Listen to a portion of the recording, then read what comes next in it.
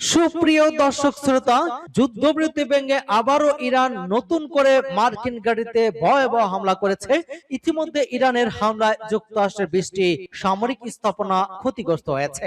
অন্যদিকে ইরানের প্রক্সি বাহিনী হিজবুল্লাহ মার্কিন যুক্তরাষ্ট্রের অবৈধ সন্তান ইসরায়েলে হামলা চালিয়ে আয়রন ডোম ধ্বংস করে দিয়েছে। পৃথিবীর মানচিত্রের দিকে ইসরায়েলকে নিচ্ছিন্ন করার ঘোষণা দিয়েছে ইরান। আপনি কি এই মতের সাথে একমত? এই সম্পর্কে আপনার মতামত কমেন্টস বক্সে লিখে জানান। এবং শুরুতেই আন্তর্জাতিক সংবাদের থাকবে সংবাদ শিরোনাম, পরে বিস্তারিত। হিজবুল্লাহর হামলায় 2 ইসরায়েলি সেনা নিহত। আরো বিস্তারিত জানিয়ে দিব। হরমুজের চাপ দিয়ে যুক্তরাষ্ট্রকে পিছু হটালো ইরান, দাবি খামেনির উপদেষ্টার। আরো থাকছেন, স্যাটেলাইটে মিলল ভয়াবহ ধ্বংসযজ্ঞের প্রমাণ, উড়ন্ত আমেরিকাকে মাটিতে লাফালো ইরান। এদিকে মার্কিন হামলার জবাবে কুয়েত এবং বাহরাইনে ইরানের পাল্টা হামলা। চুক্তি না হলে ইরানকে ভিন্ন পথের হুমকি ট্রাম্পের। আরো থাকছে, তাইওয়ানের পানি সীমায় বিশেষ অভিযান চীনের। হরমুজ প্রণালী বন্ধের হুঁশিয়ারি, পরমাণু শক্তিধর রাষ্ট্র হওয়ার দ্বার প্রান্তে ইরান। এবং সর্বশেষে জানিয়ে দিব, ট্রাম্প মোস্তফা বৈঠকের সম্ভাবনা নাকচ, যুক্তরাষ্ট্রকে কঠোর হুঁশিয়ারি ইরানের। এতক্ষণ শুনছিলেন সংবাদ শিরোনাম, বিস্তারিত। তবে তার আগে অনুরোধ থাকবে, এই ভিডিওতে একটি লাইক দিন এবং কমেন্টস করে জানিয়ে দিন আপনি কোন জেলা থেকে বা কোথা থেকে আমাদের সাথে যুক্ত রয়েছেন। এবং সংবাদের সর্বশেষ গুরুত্বপূর্ণ আপডেট পেতে চ্যানেলটি সাবস্ক্রাইব করে আমাদের সঙ্গেই থাকুন। ধন্যবাদ। হিজবুল্লাহর হামলায় 2 ইসরায়েলি সেনা নিহত। লেবাননের দক্ষিণাঞ্চলের সশস্ত্র গোষ্ঠী হিজবুল্লাহর হামলায় 2 ইসরায়েলি সেনা নিহত হয়েছেন। পৃথক দুটি ঘটনায় তাদের মৃত্যু হয়েছে বলে জানিয়েছেন ইসরায়েলি প্রতিরক্ষা বাহিনী। রাতে আইডিএফ জানায়, লেবানন এবং ইসরায়েলের মধ্যে যুদ্ধবিরতির চুক্তি কার্যকর থাকলেও সীমান্ত এলাকায় হামলা পাল্টা হামলা অব্যাহত রয়েছে। নিহতের একজন 23 বছর বয়সী ক্যাপ্টেন শাহর গামলা। তিনি ইগোস ইউনিটের কমান্ডো ব্রিগেডের কর্মরত ছিলেন। বৃহস্পতিবার হিজবুল্লাহর ড্রোন হামলায় গুরুতর আহত হওয়ার পর তাকে হাসপাতালে ভর্তি করা হয়। চিকিৎসাধীন অবস্থায় সকালে তার মৃত্যু হয়। অন্যদিকে 21 বছর বয়সী সার্জেন্ট ওহাতিয়ারি শুক্রবার পৃথক এক ঘটনায় নিহত হন। তিনি গিবাথি ব্রিগেডের সাকেত ব্যাটালিয়ন সদস্য ছিলেন। আইডিপির দাবি, দুর্ঘটনাবশত সংঘটিত গোলাগুলিতে তিনি প্রাণ হারিয়েছেন। কিভাবে ওই ঘটনা ঘটেছে তা তদন্ত করে দেখা হচ্ছে বলে জানিয়েছে ইসরায়েলি সেনাবাহিনী। এদিকে লেবাননের দক্ষিণাঞ্চলে ইসরায়েলির বাহিনীর সামরিক অভিযান অব্যাহত রয়েছে। আইডিএফ এর তথ্য অনুযায়ী শনিবার হিজবুল্লাহ 150টিরও বেশি স্থাপনা অবকাঠামো লক্ষ্য করে হামলা চালানো হয়েছে। হরমুজের চাপ দিয়ে যুক্তরাষ্ট্রকে পিছু হটালো ইরান, খামেনির উপদেষ্টার দাবি। মধ্যপ্রাচ্যের ভূরাজনীতিতে হরমুজ প্রণালীর গুরুত্বকে ঘিরে ওয়াশিংটনের তেহরান টানাপোড়েনের মধ্যে এক বিস্ফোরক দাবি করলেন আলী আকবর ভেলিয়াতি। ইরানের সর্বোচ্চ নেতার ওই প্রভাবশালী উপদেষ্টা জানিয়েছেন, হরমুজে ইরানের চাপের কারণে মার্কিন কৌশল এখন পুরোপুরি ব্যর্থ। সামাজিক যোগাযোগ মাধ্যমে এক্সে দেয়া এক পোস্টে তেলিয়াতি বলেছেন, ইরানের ক্রমবর্ধমান শক্তির ফলে আঞ্চলিক ক্ষমতার ভারসাম্য বদলে গিয়েছে। এর জেরে মার্কিন প্রেসিডেন্ট ডোনাল্ড ট্রাম্পকে হরমুজ আবার স্বাভাবিকভাবে চালু করতে অস্থায়ী সমঝোতার পথ খুঁজতে বাধ্য হতে হয়েছে। তিনি একে ইরানের বিরুদ্ধে চাপ প্রয়োগ নীতির বড় পরিবর্তন, ধরনের ব্যর্থতা এবং প্রতিরোধ শক্তির উল্লেখযোগ্য সাফল্য বলে অভিহিত করেছেন। এদিকে খামেনির আরেক উপদেষ্টা মোহসেন রেজাই বলেছেন, যুক্তরাষ্ট্রের সঙ্গে কোনো শান্তি চুক্তিতে যেতে হলে প্রথম শর্ত হিসেবে ইরানের জব্দ করা $24 বিলিয়ন সম্পদ ফেরত দিতে হবে। তিনি এটিকে ট্রাম্পের জন্য বিশ্বাসের পরীক্ষা বলে উল্লেখ করেছেন। রেজাই আরো সতর্ক করে দিয়ে বলেন, যদি ইরান নতুন করে যুদ্ধ শুরু হয় তাহলে শুধু পারস্য উপসাগরে সীমাবদ্ধ থাকবে না, লোহিত সাগর, ভূমধ্য সাগর এবং ভারত মহাসাগর পর্যন্ত ছড়িয়ে পড়তে পারে। স্যাটেলাইটে মিলল ভয়াবহ ধ্বংসযজ্ঞের প্রমাণ, উড়ন্ত আমেরিকাকে মাটিতে নামালো ইরান।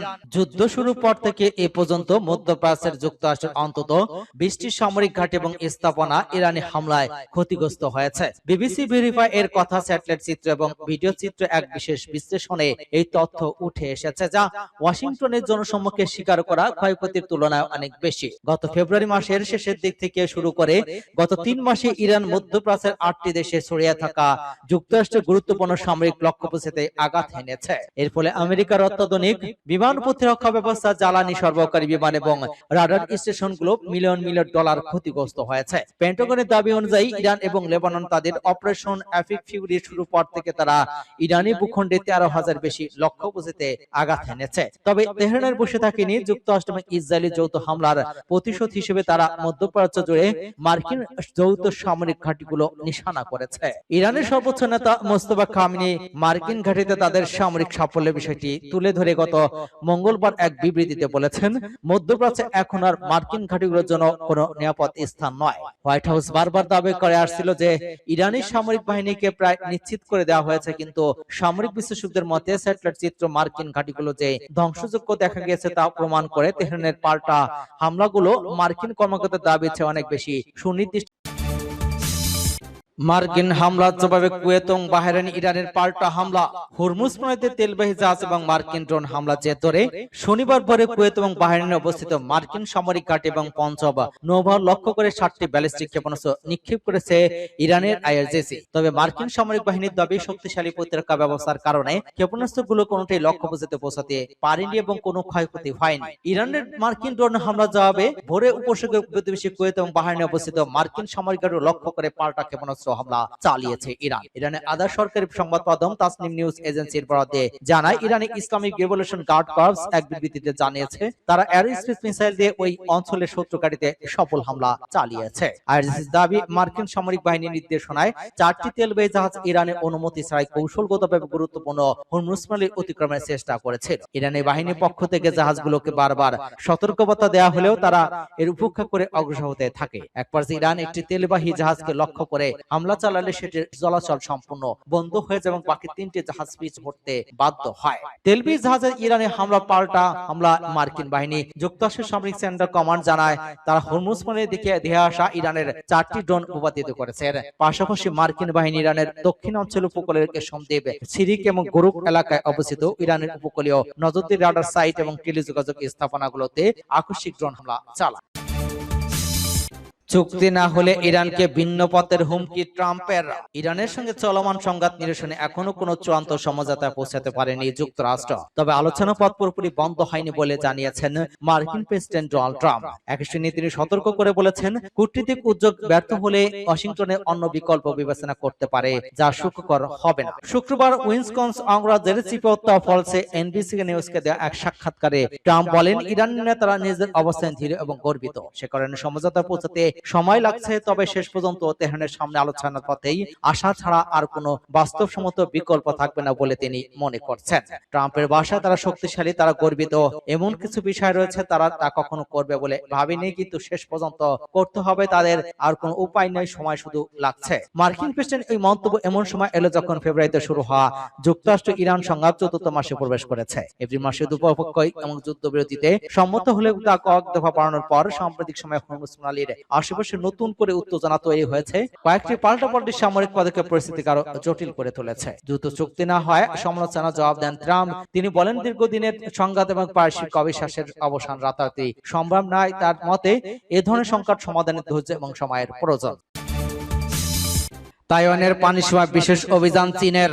জাপান এবং ফিলিপাইনের মধ্যে তাইওয়ানের পূর্ব দিকে সমুদ্র সীমা নির্ধারণ নিয়ে সাম্প্রতিক আলোচনার পর তাইওয়ানের পূর্বাঞ্চলে পানি সীমার একটি বিশেষ অভিযান পরিচালনা করছে চীন। শনিবার দেশটির রাষ্ট্রীয় সংবাদ মাধ্যম এই তথ্য জানিয়েছে। গত মাসে টোকিও ও ম্যানিলা ঘোষণা দেয় যে তাদের মধ্যকার বিশেষ অর্থনৈতিক অঞ্চল এবং মহাসাগরের সমুদ্র সীমা নির্ধারণের আনুষ্ঠানিক আলোচনা শুরু করবে। এই ঘোষণা বেইজিং এর তীব্র অসন্তোষের মুখে পড়ে। তাইওয়ানকে নিজেদের অংশ হিসেবে বিবেচনা করা চীন, জাপান এবং ফিলিপাইনে ওই আলোচনাকে অবৈধ বলে আখ্যা দেয়। একই সঙ্গে ওই পানি সীমার উপর নিজেদের একক কর্তৃত্বের দাবিও পুনর্ব্যক্ত করে। দেশটির রাষ্ট্রীয় বার্তা সংস্থা সিনহুয়ার খবরে বলা হয়, শনিবার চীনের পরিবহন মন্ত্রণালয়ের উদ্যোগে ফুজিয়ান এবং ওয়াংডু উপকূলে প্রদেশের সামুদ্রিক পুলিশ বাহিনী তাইওয়ান দ্বীপের পূর্বাঞ্চল পানি সীমার একটি বিশেষ সামুদ্রিক ট্রাফিক আইন প্রয়োগ অভিযান পরিচালনা করে। তবে অভিযানের বিস্তারিত তথ্য প্রকাশ করা হয়নি। কতক্ষণ অভিযান চলছে, এটি এখনো অব্যাহত আছে কিনা, কিংবা এলাকায় সামুদ্রিক পুলিশ জাহাজ মোতায়েন করা হয়েছিল কিনা এ বিষয়ে কোনো তথ্য জানানো হয়নি। হরমুজ প্রণালী বন্ধের হুঁশিয়ারি, পরমাণু শক্তিধর রাষ্ট্র হওয়ার দ্বার প্রান্তে ইরান।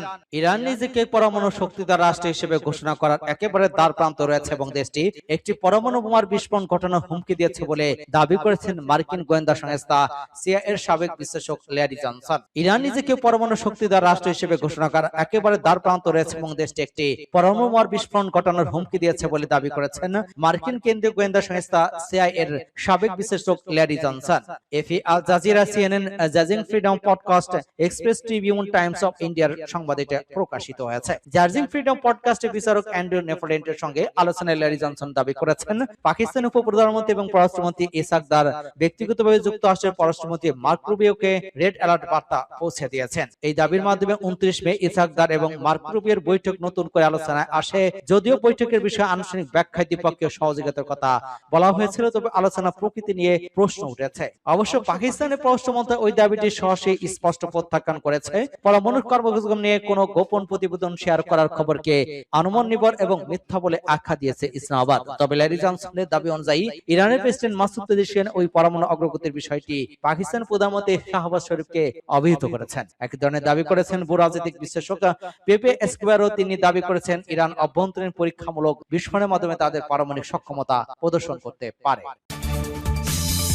ট্রাম্প মোস্তফা বৈঠকের সম্ভাবনা নাকচ, যুক্তরাষ্ট্রকে কঠোর হুঁশিয়ারি ইরানের। মার্কিন প্রেসিডেন্ট ডোনাল্ড ট্রাম্প ইরানের সর্বোচ্চ নেতা মোস্তফা কামিনির সঙ্গে বৈঠককে নিজের জন্য সম্মানজনক আখ্যা দিয়ে সাক্ষাতের যে ইচ্ছা প্রকাশ করেছিলেন তা সরাসরি নাকচ করে দিয়েছেন সর্বোচ্চ নেতা আয়াতুল্লাহ মোস্তফা খামেনির জ্যেষ্ঠ উপদেষ্টা এবং ইসলামী রেভলিউশন গার্ড কোরের সাবেক প্রধান কমান্ডার মোহসেন রেজাই। শুক্রবার সিএনএনের এক সাক্ষাৎকারে তিনি স্পষ্ট জানিয়ে দেন, এমন কোনো বৈঠক হবে না। একই সঙ্গে তিনি যুক্তরাষ্ট্রকে কঠোর হুঁশিয়ারি দিয়ে বলেছেন, ইরানের বিরুদ্ধে পুনরায় আগ্রাসন চালালে ওয়াশিংটন এক অন্ধকার এবং অন্তহীন সুড়ঙ্গে প্রবেশ করবে। কারণ মার্কিন প্রশাসন ভালো করে জানে যুদ্ধের চেয়ে আলোচনা খরচ অনেক কম। যুক্তরাষ্ট্র ইরানের অবকাঠামো লক্ষ্য করে বারবার যে হুমকি দিচ্ছে সে বিষয়ে সতর্ক করে রেজাই বলেন, যুদ্ধ এবং অবরোধ অব্যাহত থাকলে ইরান যে সংঘাতকে আঞ্চলিক সীমানা ছাড়িয়ে ভারত মহাসাগর, লোহিত সাগর, বাবেল মানদেব প্রণালী এবং ভূমধ্য সাগর পর্যন্ত বিস্তৃত করবে, যা যুক্তরাষ্ট্রের জন্য অত্যন্ত ভয়াবহ পরিণতি ডেকে আনে।